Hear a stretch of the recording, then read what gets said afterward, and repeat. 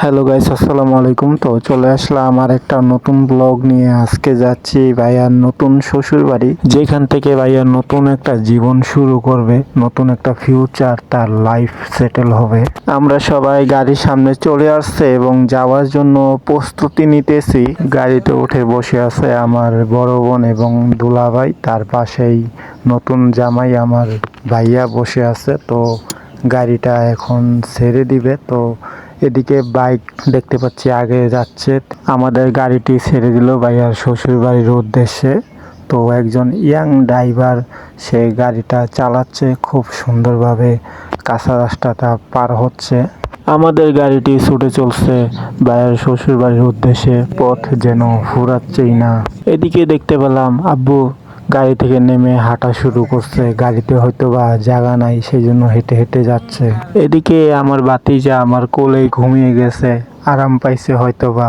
আমার বোনের শ্বশুর বাড়ির সামনে হাইস গাড়িটা থামলো, আবার এইখান থেকে লোক নিয়ে আবার চলে যাবে। আমরা চলে আসলাম ভাইয়ার শ্বশুর বাড়ির কাছাকাছি। তো এখানে এসে গাড়িগুলা সব পার্কিং করবে। পার্কিং করার পরে গাড়িতে কিছু লাগেজ ব্যাগ আছে, সেগুলা নামানো হবে গাড়ি থেকে।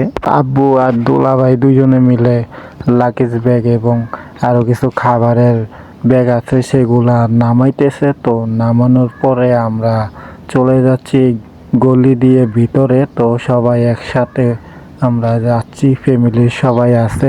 জানি না আবার এমন সুন্দর মুহূর্ত আবার কবে পাবো। তো এই দিনটা খুব স্মরণীয় হয়ে থাকবে।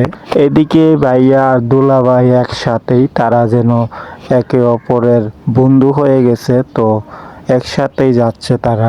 আমরা চলে আসলাম ভাইয়ার শ্বশুর বাড়ি। তো তাকে আপ্যায়ন করার জন্য অনেক মানুষ দেখা যাচ্ছে। তো এদিকে দেখতে পেলাম প্যান্ডেলে যাদের দাওয়াত করা হয়েছে তারা খাওয়া দাওয়া করতেছে এবং অনেকেই অপেক্ষা করতেছে খাওয়ার জন্য। তো এদিকে ভাইয়া প্যান্ডেলে গিয়ে বসলো এবং কিছু পোলাপান তার সাথে আড্ডা দিতেছে।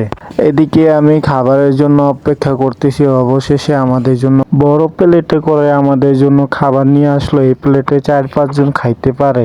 খাবার শেষ করে মেয়ের কিছু আত্মীয় স্বজনের সাথে দেখা হয়ে গেল এবং পরিচয় হয়ে গেল, যেহেতু ভবিষ্যতে তাদের সাথে আমার আত্মীয়তা হবে।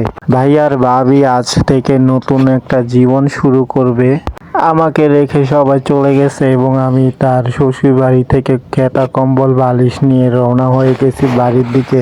তো আজকের ভিডিওটা এখানেই শেষ করছি। সবাই আমার ইউটিউব চ্যানেলটা সাবস্ক্রাইব করে দিবেন। ধন্যবাদ সবাইকে।